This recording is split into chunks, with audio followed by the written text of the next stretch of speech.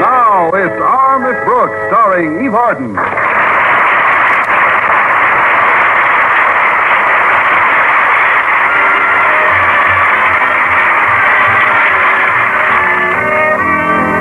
Quite frequently in the past, when her principal engaged in a project, he expected the members of his faculty to follow suit. So it was no surprise to our Miss Brooks, who teaches English at Madison High, when 2 weeks ago Mr. Conklin took up an old hobby of his and then ordered his teachers to pursue a hobby of their own. At first, she was even quite happy when she was ordered to pursue a hobby. In fact, right up until Mr. Conklin informed me that Mr. Boynton wasn't quite what he had in mind. But it was Mr. Conklin's hobby, rather than mine, that caused most of the difficulty this past week. His avocation was making lifelike figures out of wax, which he then presented to his teachers and insisted that we display them prominently in our homes. Actually, his wax figures of animals were exceptionally good, and the leopard he gave me last Wednesday was extremely lifelike. Thursday morning, when my landlady saw it for the first time, her reaction was immediate. Connie! Oh! Mrs. Davis! Mrs. Davis, come out of the closet, dear. He's not alive. Not alive, you're sure he isn't, Connie? Of course I'm sure. Well, all right, then. This leopard is just another of Mr. Conklin's wax figures. Although I will admit they're quite realistic. They certainly are. I don't know what we can do about Mr. Conklin's hobby, but in a way it has had its good effects. How, dear? Well, it's forced many of the teachers to take up hobbies when they'd never had one until now. For instance, you've never seen me doing any knitting before. Look what I've accomplished in the last few weeks. Yes, I was noticing those things on the sideboard before you came in this morning. Did you see the things I knitted for Mr. Boynton? Oh, I know he'll be delighted with that. It's a bathing suit. Of course, dear. I should have known it was a bathing suit as soon as I saw the turtleneck. Well, anyway, I know Mr. Boynton will be pleased with it when I give it to him at dinner. Well, as soon as I get to school, I'll ask him if... Oh, that's probably Walter to pick me up. Come on in, Walter. The door's open. I better see what I've got left in the kitchen for him. And you know how that boy eats. I'll be back in a minute. Hello, Walter. Why, Mr. Boynton. Oh, good morning, Miss Brooks. Yay! Mr. Boynton. Mr. Boynton, come out of the closet this minute. I don't look that bad in the morning. Oh, it's the leopard. He's not alive, Mr. Boynton. He's not? You're sure? Oh, no, I get it now. It's another of Mr. Conklin's wax figures. Gosh, they certainly are realistic. I'll bet you'll never guess what he gave me for my place, Miss Brooks. A wolf. Well, are you learning anything? Why did you come by this morning, Mr. Boynton? Well, Walter called me a little while ago and said something went wrong with his car, so I decided I'd pick you up instead. Oh, I'm glad you did. And since you're here, I might as well give you the present I knitted for you. I was originally going to give it to you tonight at dinner. Here you are, Mr. Boynton. Shows what you can create when you take up a new hobby, doesn't it? You knitted this for me? Care to jump back into the closet? Oh, no, it's beautiful. Beautiful. It'll make a wonderful cover for my rabbit cage. It's a bathing suit. A bathing suit? With a turtleneck? Well, if you can't use it, just hand it to the nearest turtle. I'll use it. And since you've given me your gift already, I might as well give you the things I made for you. I suppose you've been wondering what's in the shoebox I've been carrying. No, I just figured it was your lunch. It's the latest product of my wood carving hobby. Go ahead and open it. Oh. Why, Mr. Boynton, they're lovely. They're two of the most beautifully carved ashtrays I've ever seen. But they're shoes, Miss Brooks. Wooden shoes. Wooden shoes? Oh, I guess what fooled me was you forgot the wooden laces. Well, they just slip on. Women in Holland wear them all the time. Go ahead, see how they fit. All right. First, I have to get my own shoes off. There. Oh, say, this wooden shoe slips on nice and easy. Good. Is it the right size? Oh, yes. Both feet fit into it perfectly. Well, they may seem a little loose on your feet at first, but you'll find they're very comfortable around the house. Just try walking in them. All righty. Well, let's go, Mr. Boynton. I've got to see Mr. Conklin the first thing this morning. Well, you're not going to wear those shoes to school, are you, Miss Brooks? You said the women in Holland wear them all the time, didn't you? Oh, yes, but what's that got to do with you? Well, at least today I'm dressed for the part when I get in Dutch with Mr. Conklin.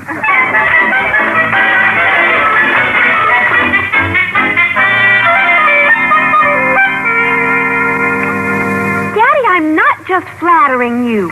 This wax figure you've made of yourself is amazingly lifelike. Why, if I didn't know you were sitting behind that desk, I'd swear you were the wax figure standing beside it. You do believe me, don't you? I ought to, since the wax figure standing beside it happens to be me. What? Oh, this is wonderful. This figure behind the desk could fool anybody. Daddy, may I say you're a genius? Over and over again.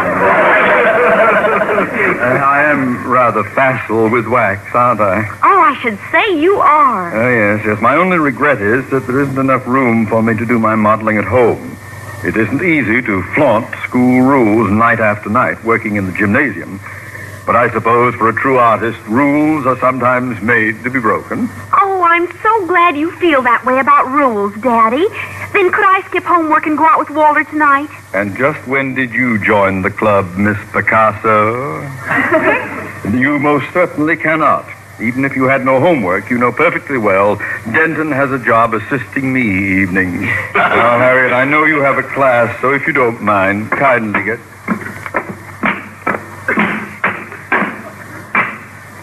Goodness, what's that? It sounds like the Martians have finally landed. Who is it? It's Miss Brooks, sir. Well, I wasn't far wrong. Just a moment, please. Now, if you'll excuse me, Harriet, I'm about to make a little experiment to find out just how lifelike that wax figure behind my desk really is. When, Daddy? When I'm hidden behind that door and you are out of this office. Through my inner office, please. What? Oh, all right. Now to get behind my office door before Miss Brooks comes in. Here we are. Come in, Miss Brooks. Oh, good morning, Mr. Conklin. Sir, I have a big favor to ask you, an enormous favor. Now, please don't say anything until you've heard me out. It's about tonight. I know I'm supposed to go over some reports with you at your house, but when I agreed to do it, I forgot that tonight Mr. Boynton and I were celebrating his 6th anniversary at Madison. So would it be all right if I went to your house tomorrow night? Would it? Would it? Mr. Conklin, I just asked you not to say anything until you'd heard me out. Not to never speak again. Sir, I've never seen you this quiet before. Is your head bothering you? It's coming off. If there's anything I can do to help, it's coming off. Don't worry, we can always weld it back on.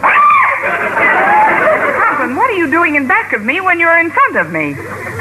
Oh, I see it now. One of you is made of wax. Oh, you certainly gave me an awful start, sir. Well, I'm sorry if I upset you, Miss Brooks, but the figure is rather lifelike, isn't it? Well, truly, sir, it's practically impossible to tell the difference between you and the dummy.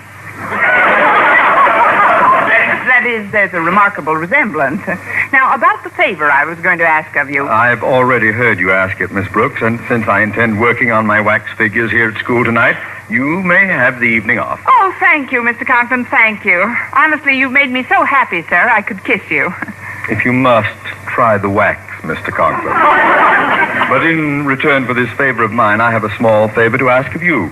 Will you supervise this office during your lunch hour, since I have to go downtown to purchase more wax for my figures? Oh, yes, sir, gladly. Good. Well, if you don't need me anymore, I'll be on my way to class. One moment, please, Moll Flanders.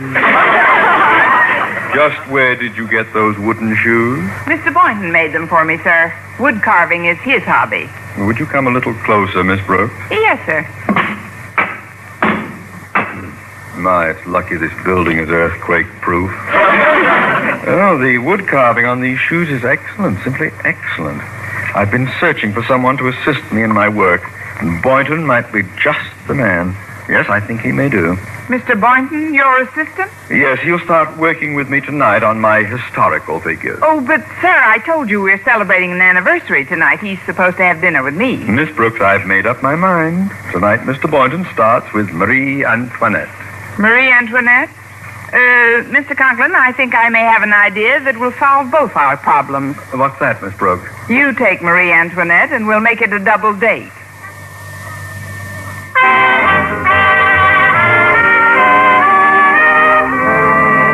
Well, at noon that day, while the real Mr. Conklin was downtown, I was sitting in front of our principal's desk, keeping an eye on his office, while the wax figure of Mr. Conklin sat in the chair opposite, keeping his eye on me. Suddenly, the door opened. Hi, Miss Brooks. Hello, Mr. Conklin. Oh, hello, Walter. Mr. Conklin, I have a big favor to ask you, but please don't say anything until you've heard what it is, okay? Don't worry, he won't. Well, sir, it's about tonight. I've been planning a big date with a certain member of your family for a week now, so could I please be excused tonight? After all, sir, I've stood guard outside the gym for 5 straight nights while you worked inside, so could I please have tonight off? Could I? Could I? Mr. Conklin, I just asked you not to speak until I finish, not to never speak again. Mr. Conklin, do you mean to say you forced this poor boy to stand out in the cold for 5 nights? Why, I've never heard of anything so heartless, so cruel and inhuman. Now stop sitting there like a wax dummy and answer me. Yo, holy cow! Please, Mr. Conklin, please, sir, you must forgive her. Oh, she's just a poor, hungry, overworked teacher who's finally snapped her cap. She'll apologize, Mr. Conklin. I know she will. Only think of the many long, faithful years of service behind her and the pitifully few short years ahead of her. Oh, spare her, I beg of you. We kids need her, sir. She's like a mother to us. You'd do even better with grandmother. Walter, you can relax. You're only talking to a wax dummy. A wax dummy? That's not the real Mr. Conklin? Of course not. You're sure? Certainly. Now get this marble head. I'm taking all I'm going to take from you. I won't throw nothing under sea. From now on, Harriet goes out with me every night of the week. And if you give me any more lip as to what time I got to bring her home, I'll bounce one off your pointed marble head. Boy, I had no idea Christmas would come again so soon. It's a little like Christmas again, isn't it? Oh, I'm afraid that rings in the new year. Walter, please don't fool with that wax figure. It's fragile. Hello, Wax Museum. Madison High School. Miss Brooks speaking. Oh, hello, Miss Brooks. This is Mr. Stone. Could I speak to Mr. Conklin, please? He isn't here right now, sir. Well, tell Mr. Conklin I passed by the school last night and I saw a light burning in the gymnasium. Now, Mr. Conklin knows how strict we are about using school facilities after hours. You just tell Mr. Conklin I'm coming over tonight to find out for myself who is using the gymnasium after school hours. I'll give Mr. Conklin your message as soon as I see him, Mr. Stone. Very well. Goodbye. Goodbye, sir. You're going to give Mr. Conklin what message, Miss Brooks? That Mr. Stone's coming over tonight to investigate the light in the gymnasium. But, Miss Brooks, why do that? If Mr. Stone discovers Mr. Conklin here tonight, he'll make him quit his hobby, thus releasing Mr. Boynton and me for active duty on other battlefields. I'm getting to feel more like no man's land every day. Walter, I told Mr. Stone I'd give Mr. Conklin the message when I saw him, and that's exactly what I intend to do. You do? Yes, but I didn't say which, Mr. Conklin. Okay, Waxy, open up your ears.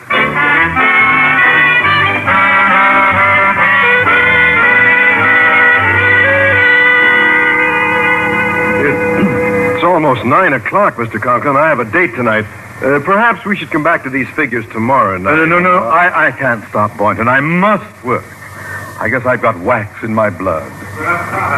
Where did I get this heaven-sent talent? Did Julius Caesar ever look more dominating? And look at my Napoleon, Boynton. Did you ever see such a Napoleon? Whenever I look at it, I want to follow the man into battle. Well, it's rather good, sir. Thank you. And what do you think of this wax figure of Miss Brooks? Now, tell the truth, Boynton. I respect honest criticism. Well, personally, I don't think the arms are quite right, because... Boynton, when I want your opinion, I'll ask for it. And what, pray, Mr. Boynton, do you find wrong with Miss Brooks' arms? Well, sir, I speak as one who's spent countless evenings in Miss Brooks' company. Boynton, I am in no mood to hear your true confession. Exactly how would you have treated the arm? Well, a little fuller.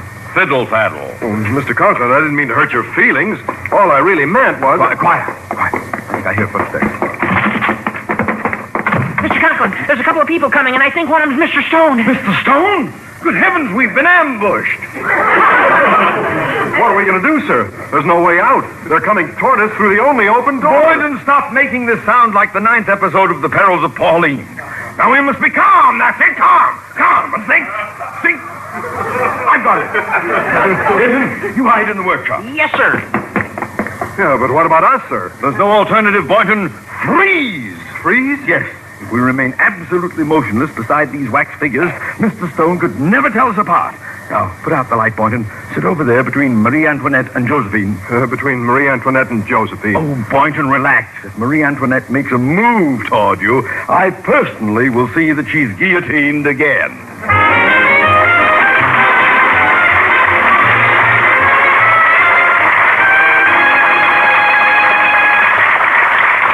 As he approached the gymnasium from the outside, Mr. Stone was surprised at something he saw. Miss Brooks, didn't the light just go out in the gymnasium? Oh, I'm not sure, Mr. Stone. I'm glad I bumped into you. We can investigate this mystery together. I'll switch on the light. Oh, for heaven's sakes, where did they go?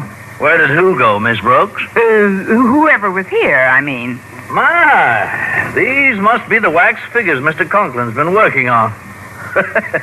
They're amazingly lifelike, aren't they? Well, the Napoleon and the Caesar are, but that new one of Mr. Conklin wouldn't fool anyone. No living man ever looked like that. That would be like Osgood placing his figure between Napoleon and Caesar. He does seem to give them an inferiority complex, doesn't he? And that one sitting over there between Marie Antoinette and Josephine, I believe, is Mr. Boynton, huh? Very good. Good. He's gorgeous. It is good, isn't it, sir? But this figure of Conklin needs the most work. For one thing, the eyes are wrong. They're too close together. That's true, sir, and they lack that certain weasel-like quality. Oh, yes, they're not right, sir. And somehow there's something wrong with those jaws. Oh, the jaws are all wrong. Mr. Conklin has the heavy, beefy jowls of a baby rhinoceros. Miss Brooks, where does Mr. Conklin keep his art supplies? Oh, in that little workshop over there. You see it, sir? Why do you ask? Frankly, I think I can improve this Conklin figure myself. Just by adding a little paint here, a dash of hot wax there, and moving that left eye over about 2 inches.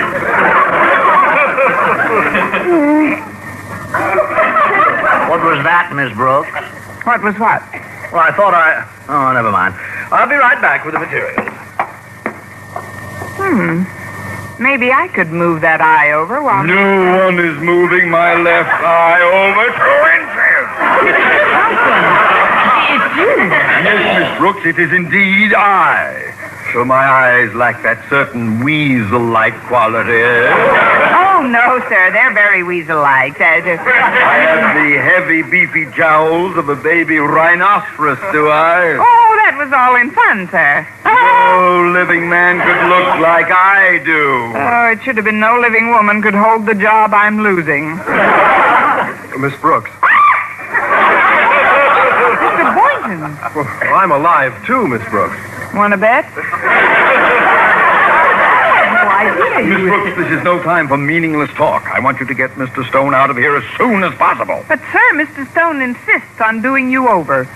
Get rid of him, Miss Brooks, or come tomorrow morning a certain teacher may find herself pounding a beat in some kindergarten. Well, all right, sir. I'll try. See that you do, because... Here he comes.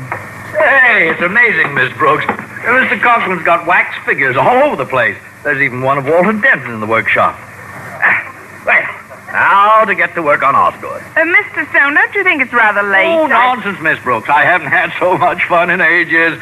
Now, first, a touch of red paint on Mr. Conklin's cheeks. There. Notice how it brings out the eyes, Miss Brooks?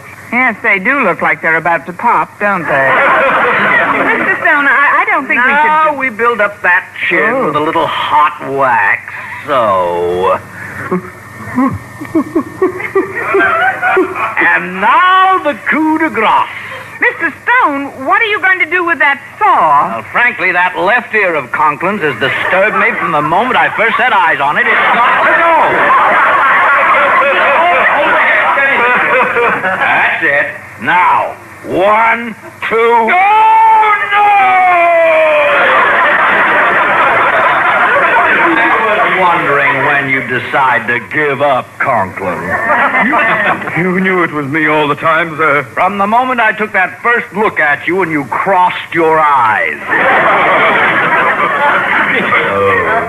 Now, if your left eye had been moved over 2 inches, that was a dead giveaway, wasn't it? I knew Boynton was alive from the moment I mentioned that he was sitting between Marie Antoinette and Josephine, and he began to blush. He'd blush if he was sitting between 2 female frogs. I don't mind telling you I consider this infringement of school rules a disgrace. But, sir, if you let me explain... No explanation is acceptable when a principal violates school rules to the extent of using its facilities after hours without the express consent of the board. However, I shall overlook the affair this time. Oh, thank you, sir. Thank you. But hereafter, I shall expect you to pursue your hobby at home. Or find a different hobby. Yes, or find a different hobby. Something without Mr. Boynton. Yes, something without Miss Brooks. Will you permit me the luxury of expressing my own thoughts in my own native language? I'm sorry, sir. Well, Mr. Boynton, if we hurry, we can still catch a movie. Oh, just a moment, please. Conklin, who made that chair Boynton is sitting on? That one? Yes. Why, Boynton made it himself, Mr. Stone. His hobby is woodcraft. Oh, it's excellent, beautiful work. You know, Boynton, I took up woodwork a few weeks ago myself, and I find it fascinating. Oh, it is, sir. I wonder if you can drop over sometime and give me a few pointers. Well, anytime you say, Mr. Stone. I'd be very happy to. How about tonight? Oh, no, tonight's impossible, Mr. Stone. Mr. Boynton has already promised to help me out with my hobby. You see, I'm a knitter. Well, how could Mr. Boynton help you out with that hobby? Well, my cat's away, and someone's got to get all tangled up in the wool. Come on, Mr. Boynton.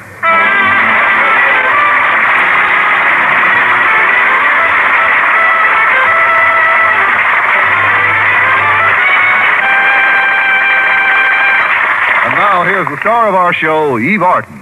Mr. Conklin's wax dummies of Marie Antoinette and Josephine were really lifelike, but he just didn't do right by their complexion. Harvest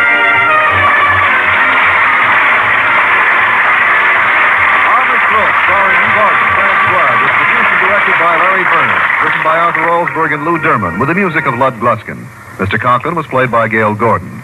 Others in tonight's cast were Jane Morgan, Dick Crenna, Bob Rockwell, Gloria McMillan, and Joseph Kearns.